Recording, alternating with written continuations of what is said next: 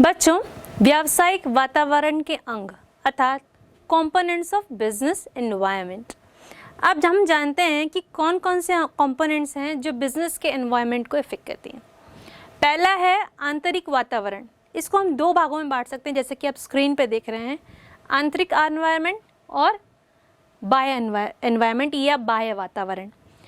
आंतरिक वातावरण में उद्देश्य, नीतियाँ, संगठन ढांचा, प्रबंध, सूचना प्रणाली, उत्पादन प्रणाली, कारखाने का वातावरण, श्रम प्रबंध, संसाधनों की उपलब्धता, मजदूरी नीति, इस तरह के बिंदु सम्मिलित होते हैं। और बाह्य वातावरण में हम दो भागों में बांटते हैं, सूक्ष्म वातावरण और समष्टि वातावरण। अब इन सब को हम एक एक करके पढ़ेंगे या एक एक करके समझेंगे। आइए सबसे पहले हम शुरू करते हैं आंतरिक वातावरण से। सबसे पहली बात, आंतरिक वातावरण क्या होता है? तो व्यवसाय के अंदर जो वातावरण होता है वही उसका आंतरिक वातावरण होता है। यह उसको आंतरिक रूप से प्रभावित करता है। तो व्यवसाय क्या कर सकता है? व्यवसाय इसको क्या कर सकता है? चेंज कर सकता है समय के हिसाब से। समझते हैं कौन कौन से ऐसे बिंदु हैं जो आंतरिक वातावरण में आते हैं। चलिए, पहला बिंदु है उद्देश्य। जैसे कि आप जानते हैं बच्चों, हर व्यवसाय के अलग अलग उद्देश्य हैं, लेकिन सभी व्यवसायियों का एकमात्र उद्देश्य, जो फर्स्ट ऑब्जेक्ट होता है, वो प्रॉफिट कमाना होता है। अब इन ऑब्जेक्ट्स के साथ साथ जो प्रॉफिट गेन है, उनमें व्यवसायियों को यह नहीं भूलना चाहिए कि जो प्रॉफिट कहाँ से ले रहे हैं, वो प्रॉफिट कमाने के लिए जो रिसोर्सेज यूज़ कर रहे हैं वो यूज़ कर रहे हैं सोसाइटी से। तो जब सोसाइटी के रिसोर्सेज यूज़ कर रहे हैं तो उनका उद्देश्य केवल लाभार्जन ना हो करके सोसाइटल बेनिफिट भी होना चाहिए। इस तरह से वो क्या कर सकते हैं, सोसाइटी में अपना जो है एक अलग इमेज फॉर्म कर सकते हैं। तो इस तरह से पहला बिंदु आंतरिक वातावरण का उद्देश्य हम समझते हैं। दूसरा बिंदु है नीतियाँ। नीतियाँ जो है समय के साथ बनाई जाती हैं और उनमें समय के साथ चेंजेस भी लाए जाते हैं। वातावरण में जिस तरह के चेंजेस आ रहे हैं या मार्केट में जिस तरह से कॉम्पिटिटर्स कार्य कर रहे हैं, उनकी कार्य पद्धति को देखते हुए नीतियों में परिवर्तन आ सकता है। जैसे कि हम एक अच्छा उदाहरण समझ सकते हैं, कोई फर्म इस तरह से हैं कि वह अपनी फर्म के नाम पर बहुत सारे अलग अलग डिविजनल वर्क कर रहे हैं। कहने का मतलब है वो फर्म क्या करते हैं, अलग अलग डिपार्टमेंट्स में अपने आप को बांट दिया। जैसे हम रिलायंस का एक अच्छा एग्जांपल ले सकते हैं। उन्होंने क्या किया है, रिलायंस ने जियो टेलीकम्युनिकेशन सेक्टर में भी अपना काम शुरू किया। उन्होंने रिलायंस फ्रेश भी ओपन किया। इसके अलावा उन्होंने और भी अपने डिपार्टमेंट्स या अलग अलग ब्रांचेस खोल रखी है कार्य करने की पद्धति की। तो उन्होंने अपने समय के साथ अपनी नीतियों में परिवर्तन किया है। अगला, अगर हम तीसरा इसका आंतरिक वातावरण का बिंदु देखें तो वह है संगठन ढांचा। जिस संगठन का जो ढांचा होता है बच्चों, वो संगठन के आकार पर डिपेंड करता है कि प्रोडक्शन किस चीज़ का होना है, कितने लोग इसमें इन्वॉल्व रहेंगे, क्या क्या रिसोर्सेस लगेंगे, उस तरीके से संगठन का ढांचा जो है निर्मित होगा। इसके बाद है प्रबंध सूचना प्रणाली। प्रबंध सूचना प्रणाली को हम इस तरीके से समझ सकते हैं कि किस तरह की सूचना प्रणाली का उपयोग किसी व्यवसाय को आगे बढ़ाने के लिए वहाँ के मैनेजमेंट ने रखा हुआ है। आजकल तो बहुत सारे सॉफ्टवेयर्स आ गए हैं जिनका यूज़ करके इन सूचना प्रणाली को उपयोग में लाया जाता है या इसके अंतर्गत कार्य किया जाता है। अगला बिंदु है उत्पादन प्रणाली। किस तरह का प्रोडक्शन सिस्टम वो रखना चाहते हैं, वो प्रोडक्शन के आउटपुट पे डिपेंड करता है या किस तरह का प्रोडक्ट आप या जो कहना चाहिए एंटरप्रेन्योर या फर्म का मैनेजर या फर्म का ऑनर चाहता है, वो उस पर डिपेंड करता है कि वो किस तरह के उत्पादन की प्रणाली को यूज़ करना चाहता है। अगला है बिंदु कारखाने का वातावरण। देखिए बच्चों, मैंने पहले भी अपने कई सीक्वेंस में आपको ये बताया है कि किसी भी फर्म का एनवायरनमेंट, जो वर्किंग एनवायरनमेंट होता है, वो सूदिंग होना चाहिए, फ्रेंडली होना चाहिए। मतलब कारखाने में डिस्प्यूट्स होना वाजिब है, क्योंकि बहुत सारे लोग काम करते हैं, सबके बिलीव्स अलग है, थॉट्स अलग है, थिंकिंग अलग है। लेकिन उन डिस्प्यूट को किस तरीके से रिजॉल्व किया जाए, ऐसे मैनेजर्स का होना भी बहुत ज़रूरी है, क्योंकि अगर हेल्दी एनवायरनमेंट मेंटेन नहीं रहेगा तो वहाँ मेंटल पीस नहीं रहेगा, और मेंटल पीस नहीं रहेगा तो वहाँ क्या होगा, वहाँ पे कार्य अच्छा नहीं होगा। तो किसी भी ऑर्गेनाइजेशन के लिए अगर उनको अपने ऑब्जेक्टिव को पूरा करना है तो यह बहुत ज़रूरी है कि सबसे पहले वह अपने ऑर्गेनाइजेशन का जो वातावरण है या कारखाने का जो वातावरण है उसको अच्छा बना के रखें। चलिए आइए अगले बिंदु की ओर बढ़ते हैं। 7वां बिंदु है श्रम प्रबंध संबंध, कि किस तरह की प्रोडक्शन आप स्टार्ट कर रहे हैं उसी हिसाब से आप लेबर रखेंगे और स्किल्ड लेबर रखेंगे। अगर आप प्रोडक्शन कर रहे हैं स्टील का या आयरन का तो उस तरह के लेबर्स रखेंगे। अगर आप साड़ी की फैक्ट्री खोल रहे हैं तो उस तरह के, अगर बुनकर कुछ एक्टिविटीज़ या उस तरह की फॉर्म्स खोल रहे हैं तो आप उस तरह के स्किल्ड लेबर रखेंगे। तो ये डिपेंड करता है फॉर्म टू फॉर्म या व्यवसाय पर निर्भर करता है कि वह किस तरह के श्रम का प्रबंध करना चाहते हैं। आइए अब हम इसके अगले बिंदु पर चलते हैं जो कि है संसाधनों की उपलब्धता। अब ये रिसोर्सेस कहाँ से अवेलेबल होंगे, तो बच्चों जैसे कि हम जानते हैं कि जो संसाधन है वो सोसाइटी से ही अवेलेबल होंगे, चाहे वो मैन हो, चाहे मटेरियल हो, चाहे मनी हो, चाहे मेथड हो। ये सारे रिसोर्सेज जो हैं वो किससे मिलेंगे, हमको सोसाइटी से मिलेंगे। इसके बाद अंतिम बिंदु जो आंतरिक वातावरण का है वो है मजदूरी नीति। तो किसी भी व्यवसाय के लिए मजदूरी नीति इस तरह हो कि वह मोटिवेट करे अपने लेबर्स को कि वह या अपने मजदूरों को कि वह उस संस्था में रह करके उस संस्था के लिए समर्पण भाव से काम करे। तो मजदूरी नीति का निर्माण इस तरह होना चाहिए। आइए बच्चों, आंतरिक वातावरण को समझने के बाद अब हम बाह्य वातावरण को समझते हैं। सबसे पहले जानना ये ज़रूरी है कि बाह्य वातावरण होता क्या है। बाह्य वातावरण वह वातावरण होता है जो कि व्यवसाय को बाह्य रूप से प्रभावित करता है। ठीक है, अब इस बाह्य वातावरण को दो भागों में बांटते हैं, एक सूक्ष्म, एक समष्टि। सूक्ष्म जो वातावरण होता है वे वातावरण होते हैं या उसमें उन घटकों को लिया जाता है जो कि व्यवसाय से नज़दीक होते हैं या व्यवसाय के पास होते हैं, जिनको क्लोज समझा जाता है। इस सूक्ष्म वातावरण में अब कौन कौन से घटक लेंगे, आइए अब हम इनको जानते हैं। इसका पहला घटक है ग्राहक यानी कस्टमर। किसी भी ऑर्गेनाइजेशन को अगर सस्टेन करना है तो उसे अपने कस्टमर्स को सैटिस्फाई करना बहुत ज़रूरी है, क्योंकि कस्टमर ही वो पहला बंदा है या वो लोग हैं जो किसी कंपनी को मार्केट में रहने देने के लिए अलाउ करते हैं। अगर मार्केट में मान लीजिए कोई प्रोडक्ट आया और उसको कस्टमर नहीं मिलेंगे तो क्या वो कंपनी या क्या वो मैन्युफैक्चरिंग यूनिट सस्टेन कर पाएगा या जीवित रह पाएगा? नहीं। अगर उस प्रोडक्ट को कस्टमर्स नहीं मिलेंगे या उस कंपनी के प्रोडक्ट्स के लिए कस्टमर कंजम्पशन नहीं करेंगे तो वहाँ उस कंपनी की उत्पादन को बंद करना पड़ेगा और कंपनी पर रोक लगानी पड़ेगी। तो कस्टमर्स वह पहला घटक इम्पॉर्टेंट रोल प्ले करते हैं व्यावसायिक वातावरण में किसी भी कंपनी को सस्टेन करने के लिए। दूसरा घटक है पूर्तिकर्ता अर्थात सप्लायर।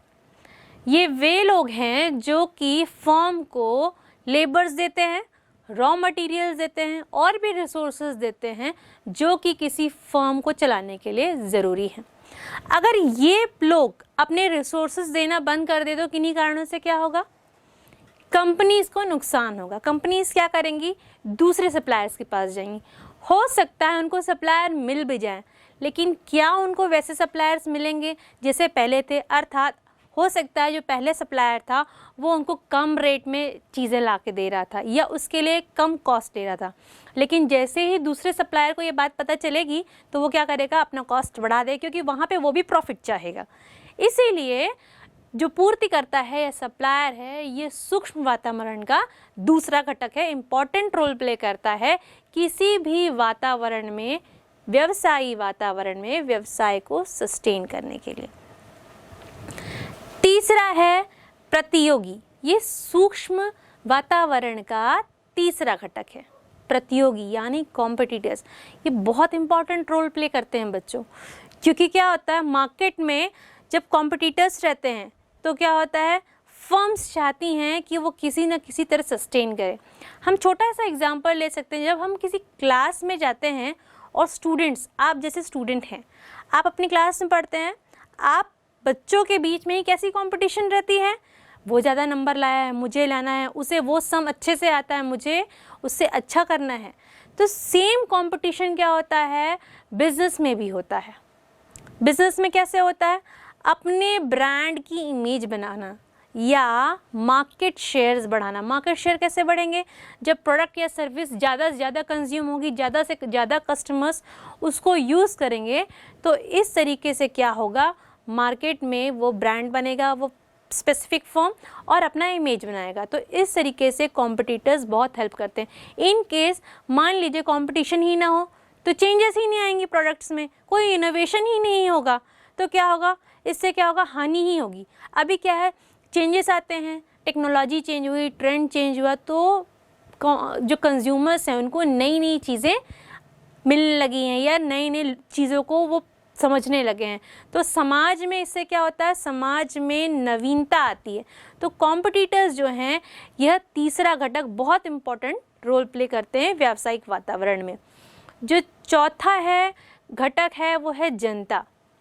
देखिए बच्चों, सोसाइटी में जो लोग रह रहे हैं वो है जनता। मान लीजिए कोई फर्म है, सोसाइटी के पास है, अब वो बहुत पोल्यूशन क्रिएट कर रही है। अब उस पोल्यूशन को क्रिएट तो कर रही है, लेकिन साथ में वह फर्म वहाँ क्यों रहे, इसका कोई रीज़न नहीं है।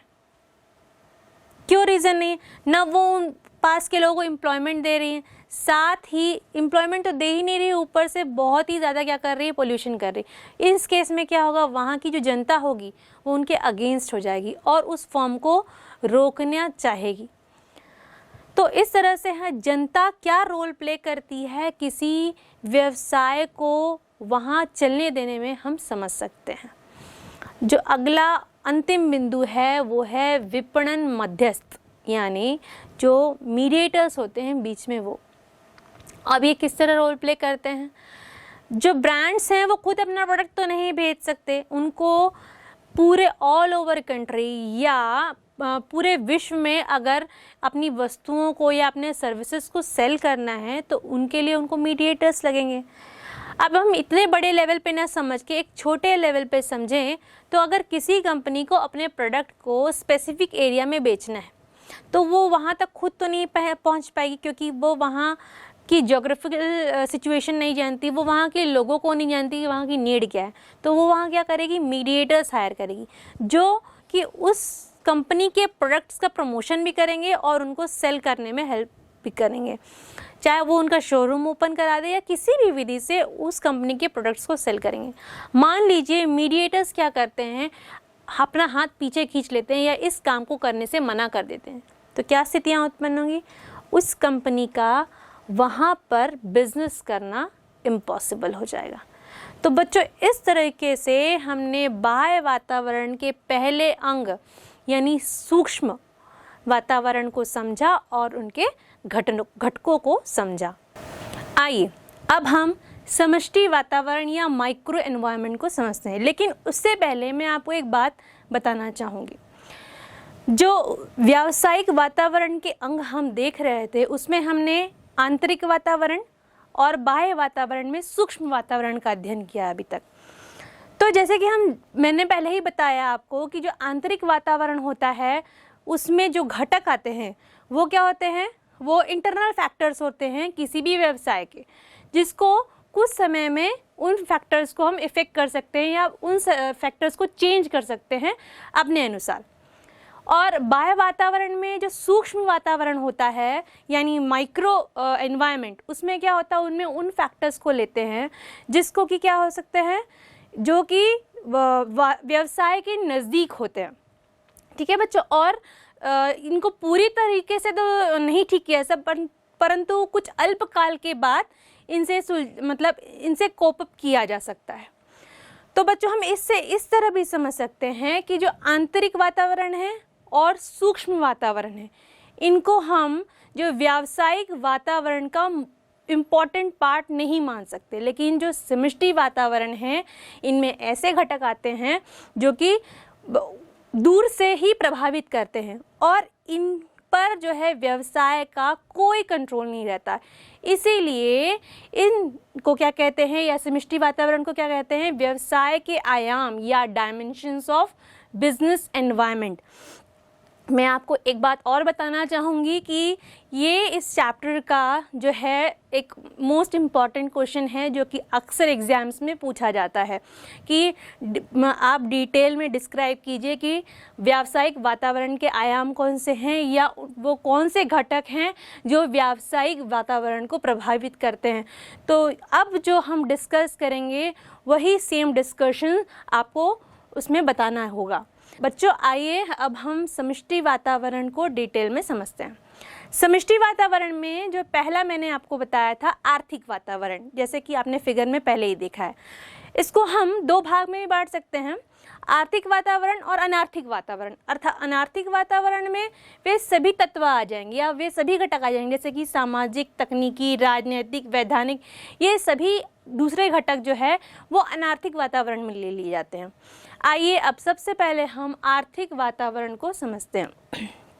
आर्थिक वातावरण में वो फैक्टर्स इंक्लूड किए जाते हैं जिसमें देश की इकोनॉमी के बारे में डिस्कशन होता है या उनसे रिलेटेड डिसीजंस लिए जाते हैं।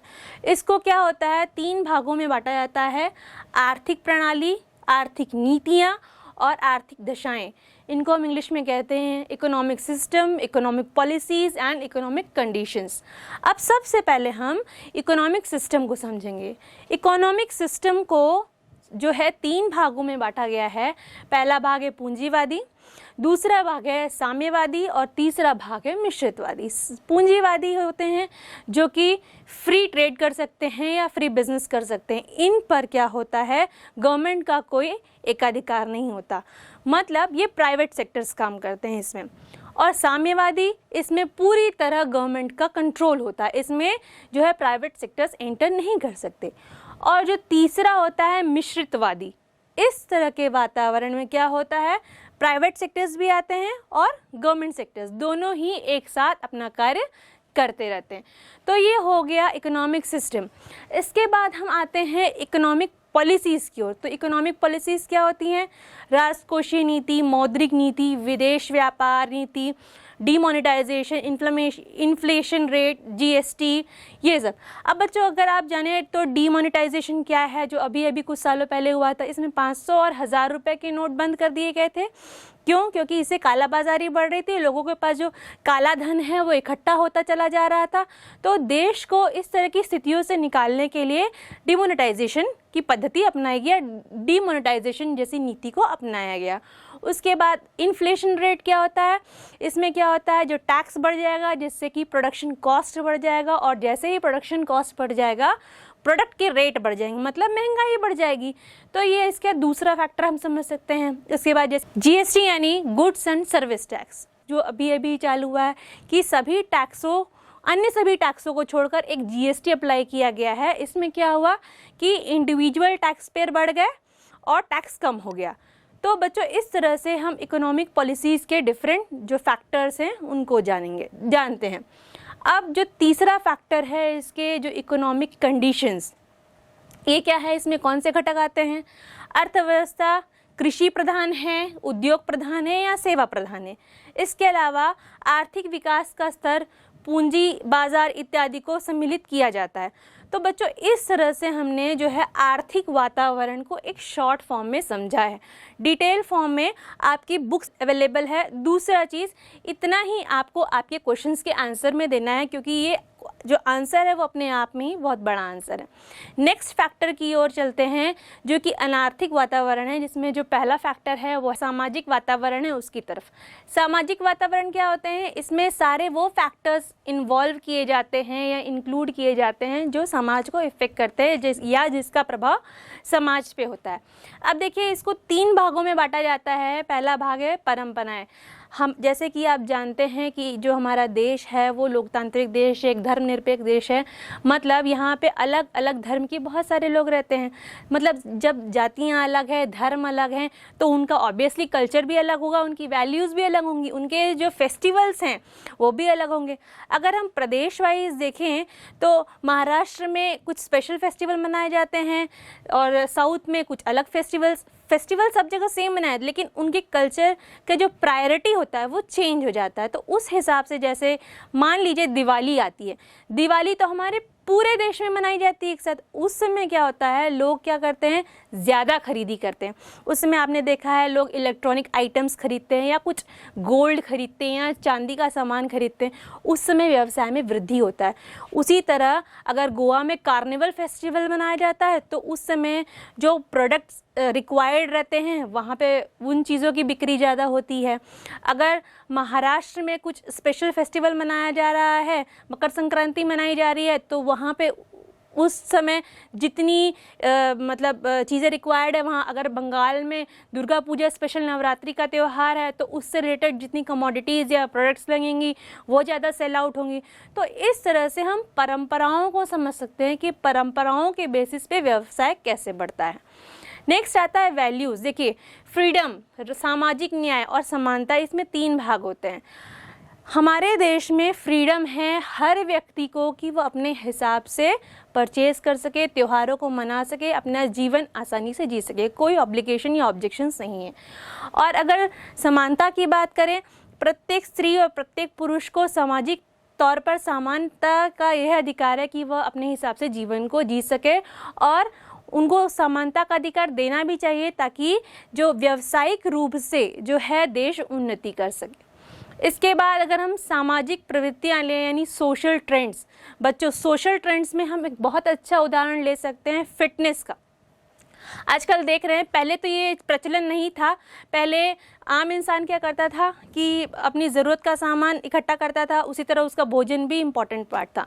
लेकिन अगर सामाजिक प्रवृत्तियों में अगर हम फिटनेस को देख रहे हैं तो ये आज का प्रचलन। इसके लिए लोग क्या करते हैं, अगर फूड जोन में जाएं तो फूड जोन में डाइट फूड लेते हैं, डाइट कोक लेते हैं, स्नैक्स लेते हैं, रोस्टेड स्नैक्स लेते हैं, ऊपर से उसके बाद वो जिम भी ज्वाइन करते हैं और फिर जूस का सेवन करते हैं, बहुत सारी मल्टीविटामिन्स लेते हैं। इसके अलावा वो क्या करते हैं, जुम्बा या अदर डांस क्लासेस ज्वाइन करते हैं।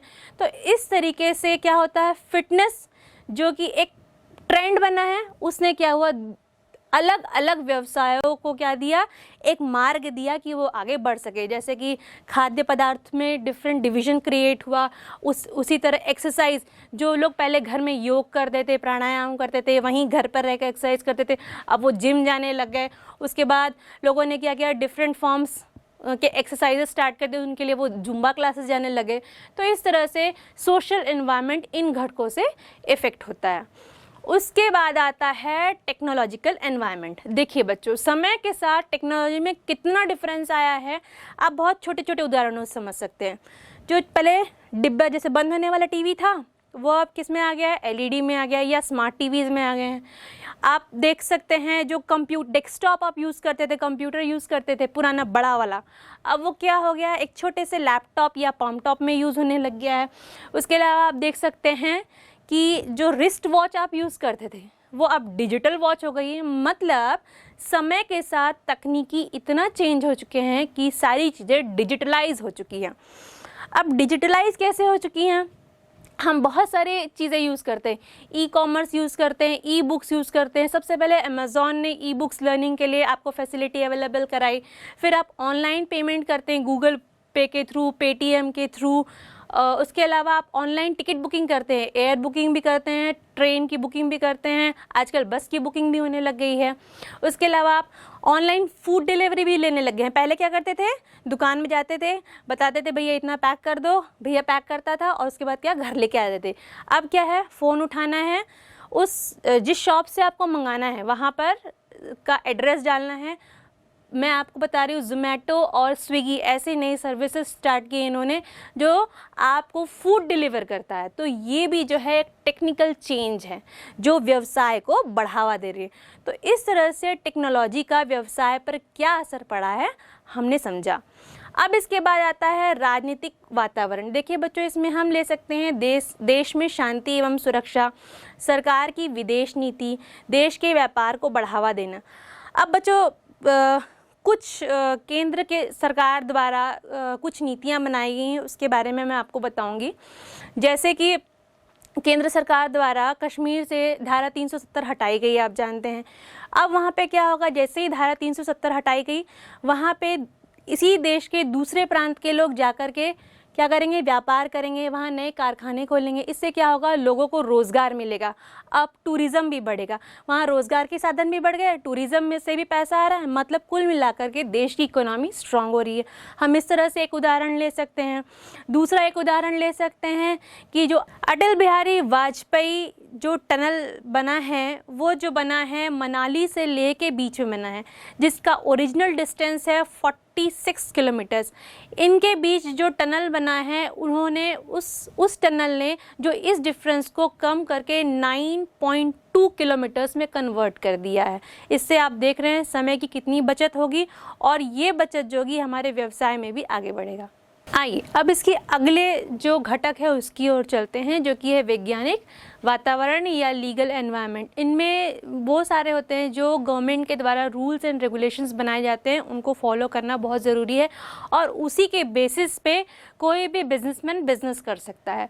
जैसे कि बहुत सारे एक्ट बनाए गए हैं, कंज्यूमर प्रोटेक्शन एक्ट है, इसके अलावा कंपनीज एक्ट है। इन एक्ट के अलावा भी अभी आपने देखा होगा FDI जो उदारवादी नीति के अंतर्गत अपनाया गया। इसमें क्या हुआ कि जो फॉरेन के जो बिजनेसमैन थे, वो जो है उदारवादी नीति के अंतर्गत हमारे देश में आकर के हमारे शासन से परमिशन लेने के बाद वो क्या कर सकते हैं, बिजनेस कर सकते हैं। और ऐसा करने से क्या होगा, जो विदेशी मुद्रा है उसका भंडारण होगा, जिससे कि क्या होगा, जो हमारे देश की आर्थिक जो व्यवस्था है वो मजबूत होगी। इसके अलावा भी जो नशा संबंधी उत्पादों का जो विज्ञापन है उस पर प्रतिबंध है, या हम कह सकते हैं जो तंबाकू या सिगरेट उनके पैकेट पे जो वैधानिक चेतावनी लिखी जाती है वो अनिवार्य होती है।